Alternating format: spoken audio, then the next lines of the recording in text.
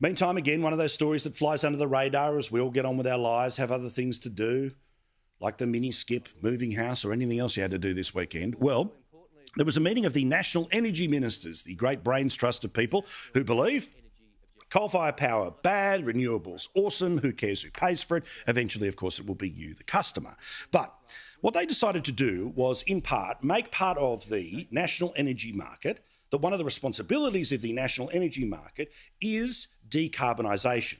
So rather than keeping the lights on, part of the way they manage the market, they decide who can and can't produce electricity, what can and can't be bought, at what price, and all the rest of it, now is about decarbonisation.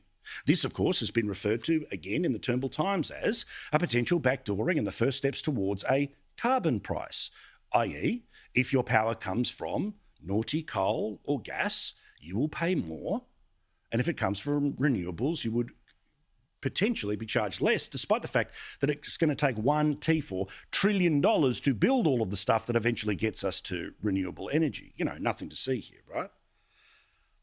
Now, here is what Chris Bowen had to say about, a rather interesting topic here, about particularly why China and the United States should just not fight about little old Taiwan. Don't worry about it. It's basically China's. This is John Kerry-esque. In all the tensions between China and the United States, the one thing that's been ring-fenced up until now has been climate discussions. They've agreed they've got a lot to do to get it together. We want the world's two biggest emitters talking with each other. I do hope those talks are resumed and that suspension is lifted, because that is a blow, and it would be better if those talks resumed. Now, remember 20 years ago when former Vice President Al Gore won an Academy Award for The Inconvenient Truth? Well, the title of that film is just as relevant today, but it's about the inconvenient truth of China and emissions. Now, as you know, Australia and the United States have both set their goals that by 2030, Australia cuts by 43% of 1% of the world's problem. The United States cuts 40% of its emissions by 2030. But of course, China doesn't have to do anything until 2030. China, which is a bigger, more polluting country than almost any in the world, and in fact, combined in 2021 with all developed nations, they don't have to do anything until 2030. So they will so whatever we save, they will match or double, right? Well, despite the fact that China's gone slightly down, this is on records, it's slightly down. And the expectation is that as it continues to modernise, it keeps going up. Which then, of course, brings us to the other little inconvenient truth here, which is Australia and the United States. But let's focus in on us. If the future is solar and wind, where is solar and wind made?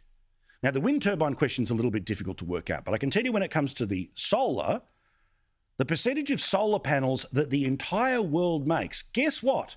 How many of them, according to the International Energy Agency, part of the UN, is that, put simply, 80% of all of the solar panels in all of the world come from China.